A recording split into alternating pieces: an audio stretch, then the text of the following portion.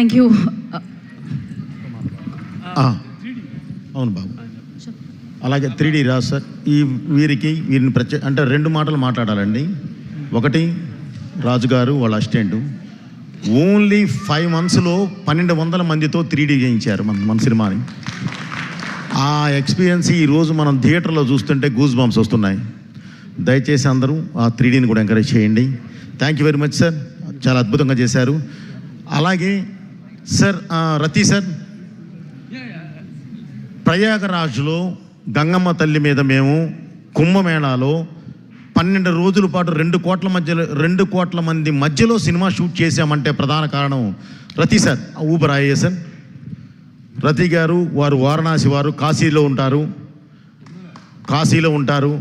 మనం దర్శనానికి వెళితే కూడా ఆయన ద్వారా స్వామివారు డైరెక్ట్గా తీసుకెళ్ళి మనం అక్కడ కూర్చోబెట్టి స్పర్శ దర్శనం చేయిస్తారు. వారు రతి సార్. వారి వల్లే ప్రయాగరాజులో అంత అద్భుతంగా కుంభమేళా నేను షూటింగ్ చేయగలిగాను. అలాగే ఈ సందర్భంగా ఒక చిన్న విషయం నేను మర్చిపోయాను.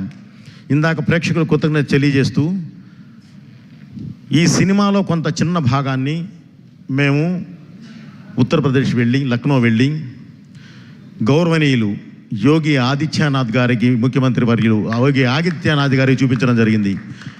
ఆయన ఒక్కసారిగా అది చూసి ఒక్కసారిగా మమ్మల్ని అందరినీ దగ్గరికి తీసుకొని, అంటే ఎంత గౌరవంగా అభినందించారంటే అంత గౌరవంగా అభినందించి, ఈ సినిమా ఈ భారతదేశంలో అద్భుతంగా నడుస్తుంది, వెళ్ళండి అన్నాడు అని ఆయనే పోస్ట్ చేశారు.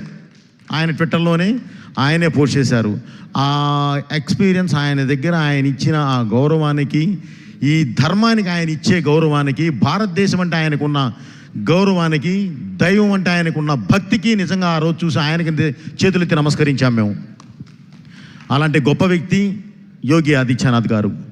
అలాగే ఈ రోజుకి భారతదేశానికి వెన్నెముక లాంటి ఒక RSS సంస్థ, ఆ సంస్థ చీఫ్ గౌరవనీయులు మోహన్ భగత్ గారు ఎంత గౌరవంగా అంటే, ఇదే చిన్న ఫుటేజ్ ఆయన చూసి, ఈ సినిమాని మేము కాకపోతే ఎవరు ప్రమోట్ చేయాలి, మేము చేస్తుందే ఇది కదా, మేము చేస్తుందే దేశాన్ని, దైవాన్ని, ధర్మాన్ని ప్రొజెక్ట్ చేస్తూ వెళుతూ ఉంటే, ఈ మూలాలను ప్రొజెక్ట్ చేస్తూ ఉంటే, అంత అద్భుతమైనది మీరు తీసుకొచ్చి ఎదురుగా పెడితే కోట్ల మందికి చేరే విషయాన్ని మేము చెప్పకపోతే ఎవరు చెప్తారు అని చెప్పి భుజం తట్టి ముందుకు నడిపించారు ఆయన.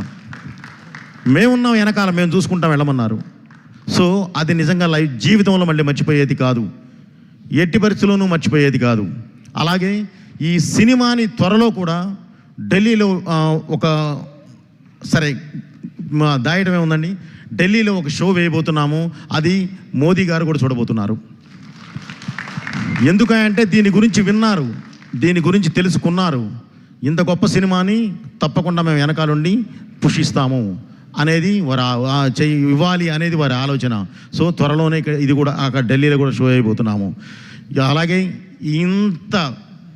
ఈ సినిమాని ఇంత అద్భుతమైన విజయాన్ని అందించిన ప్రేక్షకులకి మళ్ళీ శిరస్సు నుంచి నమస్కరిస్తూ థ్యాంక్ యూ వెరీ మచ్.